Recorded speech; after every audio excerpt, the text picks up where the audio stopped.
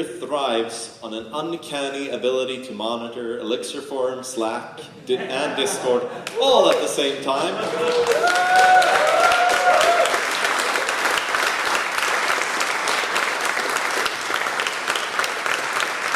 He has answered questions that you have not asked yet. Welcome to the Goatmire Elixir stage, Benjamin lostkobrakai Milde!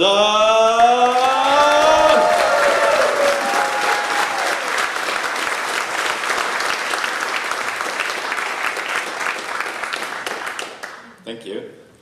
So, today we are going to be talking about state and where to find it. And you probably all know it from work, side projects, wherever you're working with Elixir. State doesn't always come easy.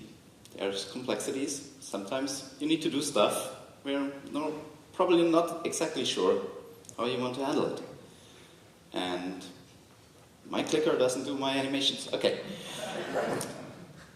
In this talk, I want to give you the confidence of you're not alone. And I mean it a little bit different than you probably think right now.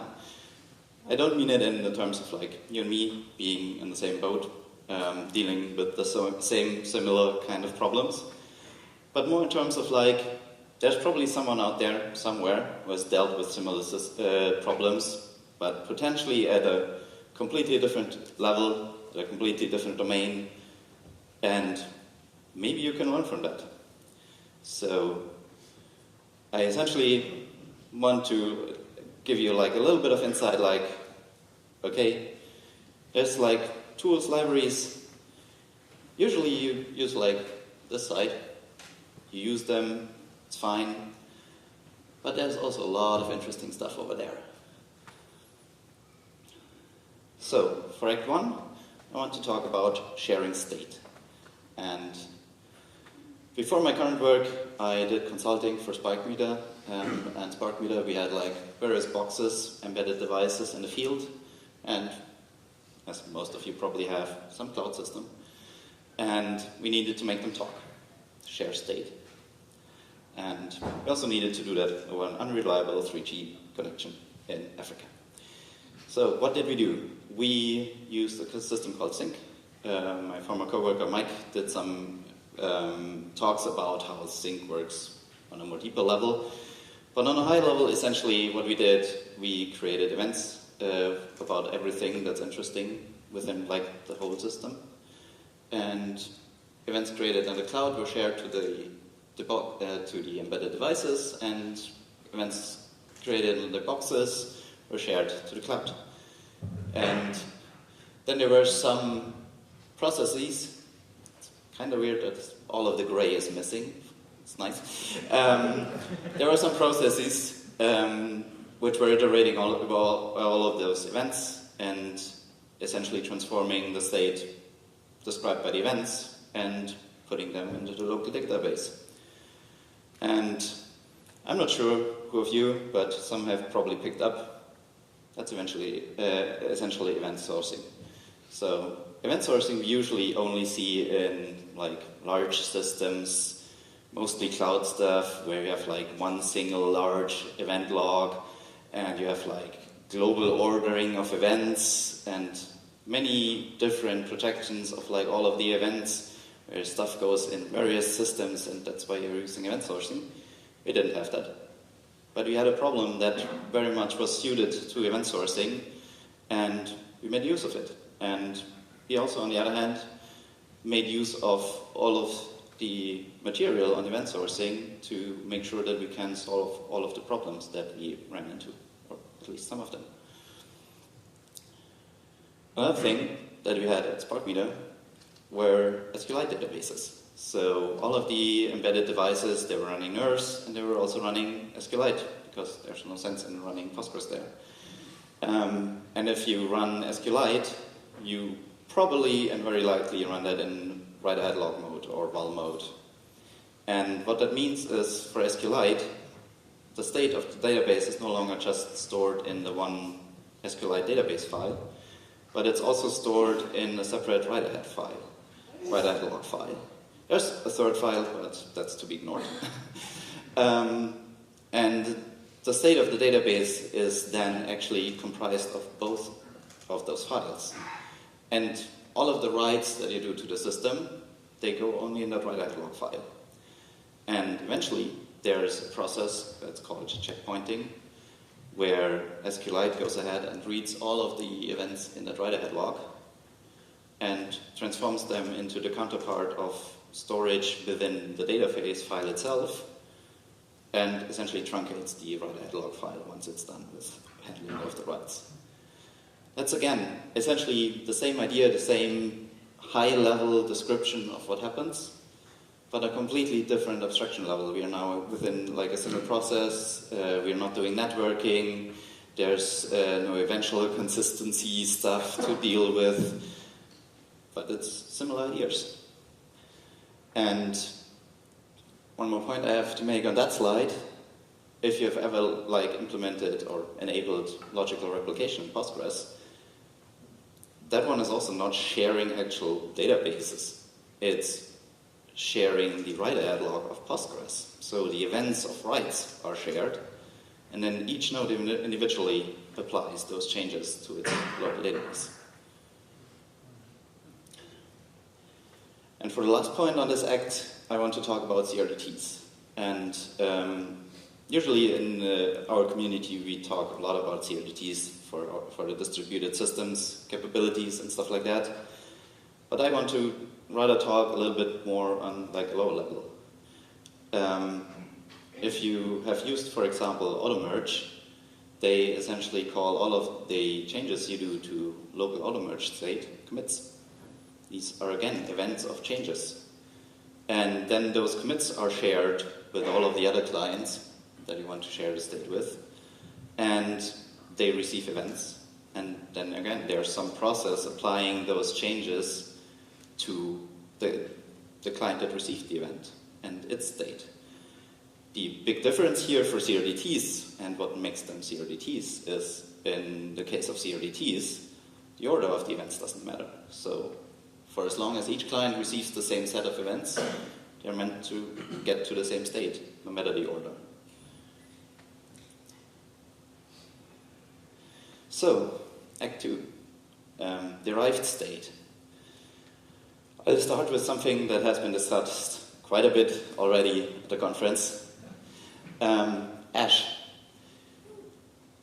And the interesting piece about Ash is, like, there's tons of benefits for developers using Ash.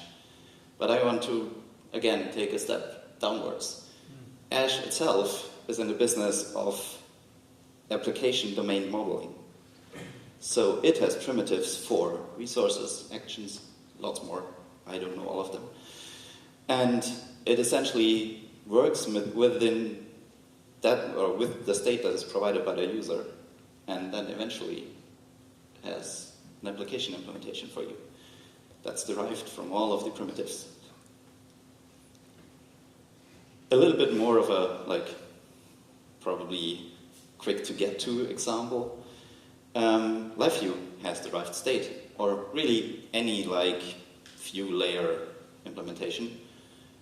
We somewhere set some assigns. There's elixir data in there, and then we have a function like this render function, and that render function turns all of that data into a website, HTML markup. And for LiveView, there's a little bit more data. We're not just using LiveView to turn it into HTML once. So, for Act 3, there's stateful derived state. What can we do if we don't just derive state once, but if we derive state continuously? For LiveView, that process is called change tracking, and I'm not actually sure how many of you here actually know how change tracking works. The render function that you have in a LiveView, that render1, it doesn't directly return like an IO list, binary, or markup. It returns what is currently called a LiveView.render struct. Could change in the future. But essentially that describes this tree here. It describes a tree of components which are called within the template. And on first render, all of those nodes are just rendered to the client. There's nothing to do there. But interesting stuff happens. The second time render is called, whenever some assigns have changed in the meantime. And essentially what happens at that time is that all of those nodes, they have like a fingerprint and a callback. And in some order, I don't know exactly, but like from top to bottom, eventually all of those nodes are checked. And if the fingerprint is different, then we are back to square one, like that node and all the children are just plain re-rendered. But if the fingerprint is the same, then we know, okay, the component itself, the outer shell, didn't change. So we can just care for the dynamic parts of the template. So there's this callback, which is, given the fingerprint is the same, the callback is supposed to be the same. That callback is just given the assigns and the knowledge of which of the assigns were changed between the last time render was called and the current. And then that callback directly returns just the dynamic pieces of the template and in which index they're supposed to be injected. That's how LiveView does the minimal diffing. Another system I want to talk about is Solid.js. We use it at work, and it's a really interesting example because it works quite a bit differently. So we start by creating a signal. We set it to initial value of 1. Then we have some simply derived state with a create memo, where we take the previous signal that we created and multiply it by 2. And then there are these effects here. What's really interesting, or really different here from LiveView is this function, this app function, is only called once when this component is mounted. It's not recalled. So these functions in the JSX template, they are not really functions. They are never called as a function. These function calls are transformed by a compiler into callbacks, which directly call the DOM API of setting the value for that input and setting the inner HTML for its span. And when the app function is called first, that callback is simply directly executed. Now, if the input changes and this onInput is called, like, could have made another error, but like the set integer essentially changes the value for this initial signal. The function is not called again, but this tree and dependencies within that tree, they exist at runtime. So that initial top-level signal is changed. Therefore, this first effect is run again, so the input is updated. The memo has a dependency on this initial signal, so it's also updated. It changes to, let's say the input is updated to 2, so the memo changes to 4. And then the last effect is also updated to set the span to a value of 4 as well. But what about the backend? Like, these were both distinct but front-end technologies. We wanted to render to a client. On backends, this kind of reactive behavior is usually called incremental view maintenance. You all probably know like database views, but they are computed each time from scratch whenever you query for it. And Postgres has materialized database views, which is like the opposite end, where you need to explicitly tell it each time when it needs to update. So you need to know when you want to update it, and need to. That's the harder part. Incremental view maintenance works differently by essentially being a system where you set up an initial view, and once that initial view is calculated, events can come in this case like a last name change for ID 1, and only that one dependency in the result is actually updated and the rest just stays the same, isn't recomputed. One example of that is differential data flow. It's a system that I came about when I was looking at how Electric SQL, they are currently building like a client-side library called TanStackDB. And they're using this on the client to figure out like which client-side views need to update based on their transaction synchronization to the client. And differential data flow works essentially by building up a graph like this, where you have some inputs, then there's some higher level operations like join, map, filter, stuff you know from database queries, and you eventually get an output. And they make this work by having a lower level abstraction called collections, and within these collections, values get like assigned a separate number, and for a whole collection, a value is only supposed to exist essentially if the sum of all of those numbers is greater than 0. That's how essentially like you can create a deletion by adding stuff. And then there's a bunch more abstractions there. The collections get versions, and there's what's called frontiers. And these frontiers essentially tell downstream operators that a certain version of a collection won't change anymore. And they use this underlying abstraction of like their collections to build up certain functions that can operate on those collections. And then those functions are composed to build up like these operators, like try, map, filter, whatever. There's also a different system that I just quickly want to mention here that's called DBSP. It's essentially a pun on like DBSP, digital signal processing, but for databases. I haven't had enough time to look at that, but they're just using, if I understood it correctly from quick cursory glances, just like two kind of simple-ish operators to make that incremental view maintenance work. I certainly need to look deeper into this, but I, again, didn't have enough time. And there's a fourth bonus act. I want to tell you also a little bit about useGPU, because useGPU really, I've found this library, or the author and the library, like in the last few months. And it's really like the application of just what I wanted to share with you, like en excellence and over the top. So I've never done GPU level programming, but I know that it's really tricky because all of the APIs are slightly different. Like you change from like one type of texture to another type of texture, and suddenly you need to call stuff completely differently. So it's essentially a big pain in the butt, as far as I understand it. So the creator of useGPU, he essentially started working on a web GPU library, and he did a bunch of React programming, and he was quite inspired by the programming model of React and how React hooks work. So how React hooks, what's interesting really here is like, it's not necessarily like how React works for a user, but more like how React then in the back schedules all of the stuff that the user wants to have happen.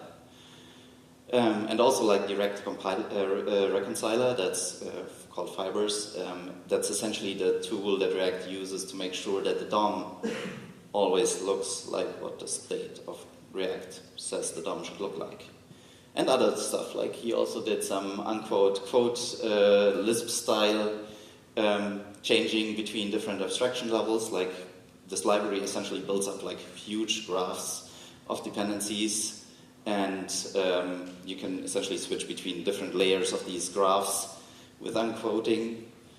And he essentially built up his own runtime for doing GPU programming, web GPU programming, which looks very much to a user like slightly different components than you would use in React. I mean, he had to add additional stuff, so like it's not like he could just verbatim take React hooks or the React compiler, but he could reuse a lot of the ideas. So I want to encourage you to peek behind the curtains, do it more often, learn, and maybe you'll find something that's useful to you. Thank you.